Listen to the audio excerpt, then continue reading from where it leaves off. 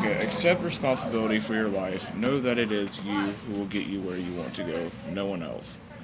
Alright, so kind of like you're responsible for your own life, and you should know that you're responsible for it.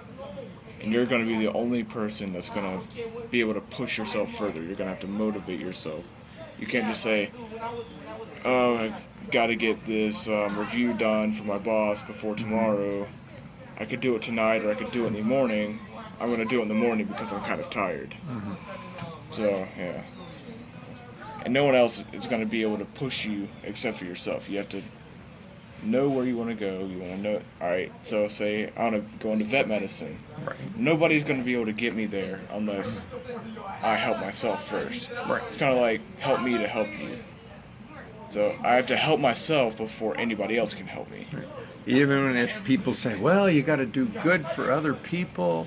Yeah, starting with yourself. That's good. Yeah, alright. Right. And will you succeed? Yes, you will, indeed. 98.75% guaranteed. Whoops, what, not 100%? Huh. That's a weird quote. Yeah. Oh, the places you'll go. That was a famous little book this guy wrote. Oh, the things that you'll see. And you have amazing things that you'll go and do. It's a fabulous life that's ahead of you. Okay. So, and you will succeed. Yes, you will indeed. 98. Why didn't he say 100%? Guaranteed. Oh, I'm not too sure. I guess you don't 100% know what'll happen until it actually happens. And you can kind of infer that this will happen because this already happened, but you never know what's going to 100% happen. Right. It's like whenever I broke my leg, I never knew that was going to happen. I never even knew I'd break a bone in my life until it actually happened. Right. So you can't exactly pinpoint when something's good or bad is going to happen. That's what I kind of picked up from it. I like that. Good explanation. Don't wait. The time will never be just right. It's kind of like waiting to make a move, like kind of like the one that got away that some people make songs about, you know? Like, don't wait to make that move because the next second she may be gone forever. There you go. So, yeah. Exactly, right. Yeah. You're waiting for that perfect moment. Oh, yeah. All right. My best friend is a person who will give me a book I have not read, or not read. Best friend is a person who will give me a book I have not read. Let's see. My best friend is a person who will give me a book I have not read. I guess that's kind of like your friend wants you to succeed, or they want you to know this thing good. that your friends will always look out for you, but your best friend will always be next to you like a brother. They want you to succeed. They want you to do this. If they see a good book that they enjoyed, that they think you might enjoy, they will give it to you. Okay, they want you to surpass what you could have been. That's good. It is a good thing for an uneducated man to read books of quotations. For an uneducated man to read books of quotations. I guess in that way, it could be an uneducated man seeing from an educated man's point of view, and you could kind of learn what he's inferring.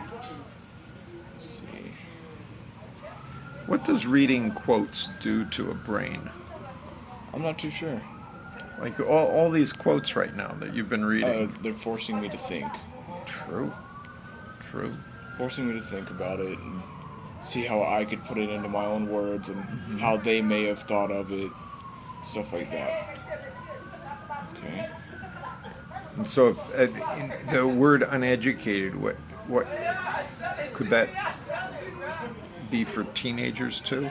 Yeah, it could be. Not necessarily in the United States, but if you go to different parts of the world, there's some places where you go to school, you get threatened, like they're going to kill you. Because I don't know where it is, but the women weren't allowed to go to school. Right. And then the girl actually stood up, and she's world famous now. Yeah, I think it's Malala. Malala, yeah. Right.